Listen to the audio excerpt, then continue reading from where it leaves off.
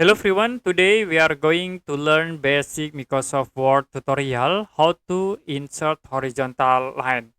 To insert horizontal line, you can use the border tools. Like as example, I will click at this point and then you can click the border in paragraph, click at this drop down menu and you can choose the bottom of border of top or border. So now we'll use the bottom, you can click and it will be create the horizontal line. I will create again at this point. You can press enter and I will create again bottom lines to create the horizontal line. To erase this horizontal line, you can click like at this point and then you can choose the no border. Okay, that's it for a basic Microsoft Word tutorial how to insert horizontal line. If you have any question about tutorial, you can comment below this video.